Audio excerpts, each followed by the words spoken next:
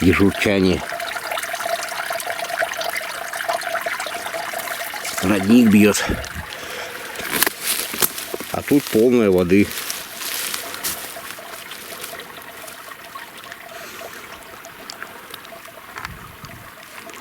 И какие-то тропки. А непонятно, тут просто ручей сходит. Ну, Мишка любит такие места, да. Водичка есть, и скалами защищенный. И вид, мы сегодня залазили красивый на реку. Ну, разве это не рай для медведя? Согласитесь? Ну, главное, чтобы попить-то тоже было. Вот он. Таежный ручей капает. Как будто бы. Ну-ка, а вот бежит хорошо. Вот он бьется. Вот видите, выходит.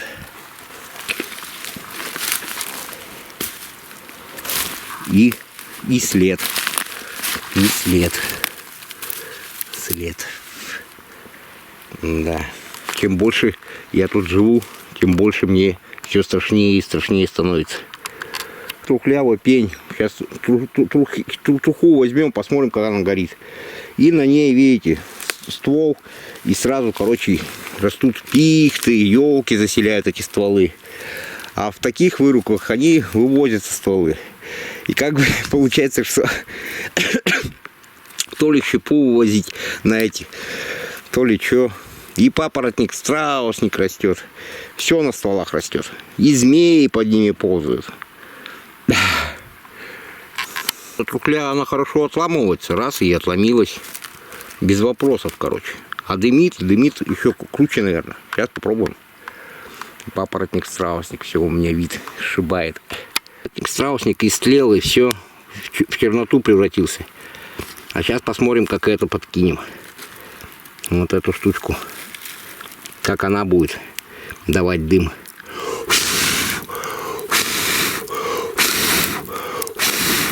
Ну, стоит веточек подложить.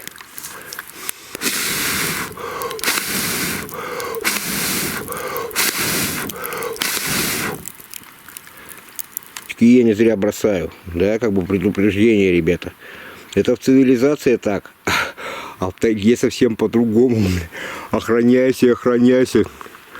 Либо по ручью спустится Мишка, либо змея из вот этой большой колоды приползет к тебе и на твою постель прямо. Хлещ. А ты раз и невзначай и покладешься туда. Льдом, короче, наносишь. Все деревья сюда, короче, сбагривает. Да, тут очень-очень красивый вид. Скала вертикальная. Красотища. Вот так вот, да? Длинные. 5 метров, наверное. Любит пихта, короче. Такое дело. Бекарас. И все они кусаются. Четко. Этого нету, ветра нету, никого нету. Людей здесь нету, а хруст есть. Кто-то за нами наблюдает, не кроме змей. Это вы видели, сколько мошкары? Вот. Нам нужен срочно дёкоть, короче. А где дёкоть находится? В бересте. Поэтому берем бересту, жгем и как бы дымом ее пропахиваем. Кто-то за нами наблюдает. Подхожу сразу, короче, вибрацию создаю. Чтобы уползали. 10 часов. Ну, черный дым. Вот бересту зажгли. Черный дым, дегтем пахнет в бане даже от бересты. Вот нам этот дым нужен. Нам им надо пропахнуть и лицо промазать. Чтобы нас мошкара эта мелкая не кусала. Вот сейчас сидим и именно на лицо, на шею, чтобы дёкать. Вот черный дым идет. И это значит дёкоть. И это нормально. Вот. И она меньше будет все равно липнуть. И как бы берешь дым и промазываешь и шею, и все. Видите, какой черный дым. О, и перестали кусать сразу. Вот смотри. Ну, нам, вот сейчас видите, нету, да, на мне мошек. Я этим дымом пропах. И нормально. Ну, еще целую ночь. Но у нас бересты очень много, поэтому не вопрос. Тоже не помешает пропитать этим же составом. И на мне, вот я скажу, сейчас пропитаю все. И вот они кружатся вокруг, а так уже не лезут. Но он темный дым. Рядом кружится, а кусать не кусают. Ну вот так, видите, никого нету. Все нормально. Уловитель дыма сделал. Сейчас она у меня. Всю ночь будем спать спокойно. Вы видели, какая она мелкая? Мелкопакостная, короче. Мелкая, а жрет. Блин, как здоровый карман такой, так не жрет, как эта мелкопакостная. О, в рукава запустить. Надо еще под штурмовку тоже запустить этот дым. Штурмовка подняли, пускай заходит. Зато ночью будет хорошо спать. А у нас мази-то нету, ребята, ничего нет такого. Иван предлагал, но я что-то культурно отказался. О, сзаду теперь запустить. О, пусть в дыму будет все. Ну отстали. Короче, нету их. Нету. Видите? Все, улетели. Смотрите, от дегтя сколько спасительного. Темный идет, темный дым. Так мы спаслись от мошки, от мелкопакостной. О, в рукава напускал дым. Видите, в рукав. Пусть летит и в рукава, и в тот, и в другой. Пришло время и этому балану покочегарить. Посмотрим, что он из себя представляет. Вот этот трухлявый. Сейчас его подложим. От него вонючий, короче. Но это ольха сгнившая. А дым вонючий вообще пипец. 11-го. Без огня, согласитесь. Так тоскливо, короче. Вообще. Без огня. Время 10:30.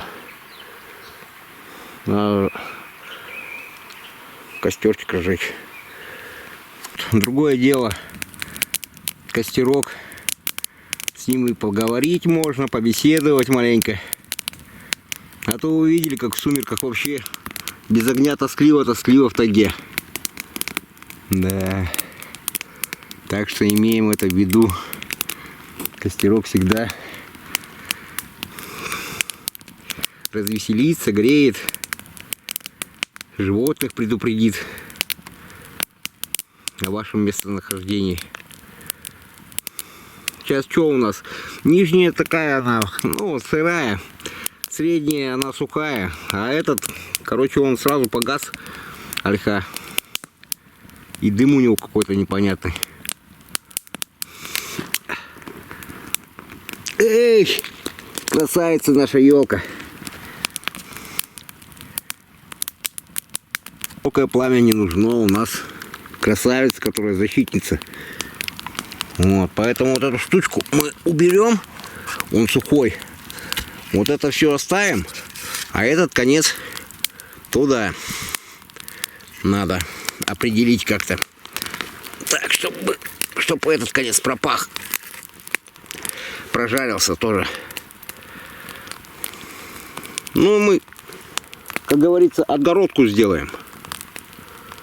От этого, чтобы змейки не приползали. И пусть он лежит у нас за головами. Бревно-то как принялось, да?